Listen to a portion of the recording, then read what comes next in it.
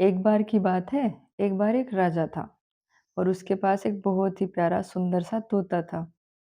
राजा को तोता बहुत ही प्रिय था। राजा उससे कई बार बहुत देर तक बातें करता और अपना मन बहलाता।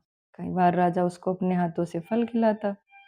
तोता ज्यादातर आजाद रहता, जहाँ मन करता वहाँ बैठता, खुला घूमता। लेकिन फिर भी राजा ने उसके लिए एक सोने का पिंजरा बनवाया था। कई बार वो वहां आके भी बैठा रहता था। एक बार क्या हुआ, यमराज आए राजमहल में राजा से मिलने। तो उनकी नज़र उस तोते पर पड़ी। थोड़ी देर बाद वो कुछ सोचा उन्होंने और घूर के देखा तोते को। तो तोता इससे थोड़ा घबरा गया। जैसे ही यमराज गए, तोता घबराहट के मारे राजा के पास आया और बहुत परेशान दिख रहा था। राजा भी उसको परेशान देख के परेशान हो गए। वो बहुत ज़ोर-ज़ोर से चिल्लाने लगा। राजा ने पूछा, "क्या बात है? क्यों इतने परेशान हो?" तो तोता घबराहट में पहले कुछ बोल नहीं पा रहा था, लेकिन बाद में उसने कहा कि आज यमराज आए थे, वो मुझे घूर के देख रहे थे। मुझे तो बहुत डर लग रहा है। कहीं मेरी मृत्यु तो नहीं पास आ गई है? राजा ने थोड़ा उसके सांत्वना दी और बोले, "नहीं, नहीं, घबराओ नहीं, मैं इसका इंतज़ाम करता हूँ।" राजा थोड़े सोच में पड़ गए कि ऐसा क्या हुआ होगा जो उन्होंने उसको घूरा होगा। शायद मृत्यु के ही लक्षण हैं।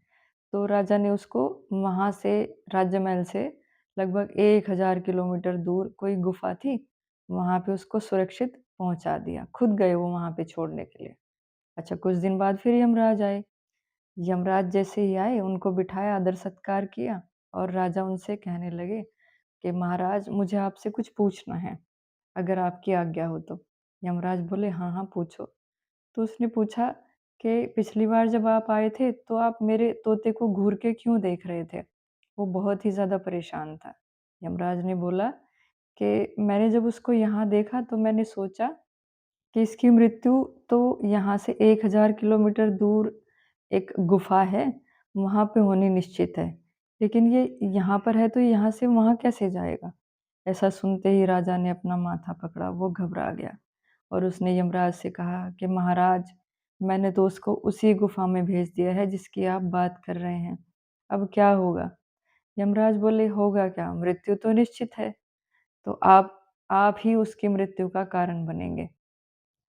महाराज ने बहुत मिन्नतें की, लेकिन होनी तो निश्चित होती है, तो इसमें यमराज क्या कर सकते थे? आखिरकार वो दिन आया और तोता मृत्यु को प्राप्त हुआ। तो इस कहानी से हमें ये शिक्षा मिलती है दोस्तों, कि हम अपने भाग्य को नहीं बदल सकते, लेकिन हाँ, हम अपने अच्छे कर्मों से अगला जीवन ज़रूर सुधार सकते हैं। हमें ये जो जीवन मिला है, ये हमें पिछले कर्मों के संचित कर्मों के हिसाब से मिला है, जो हमने कई जन्मों से इकट्ठे किए हैं।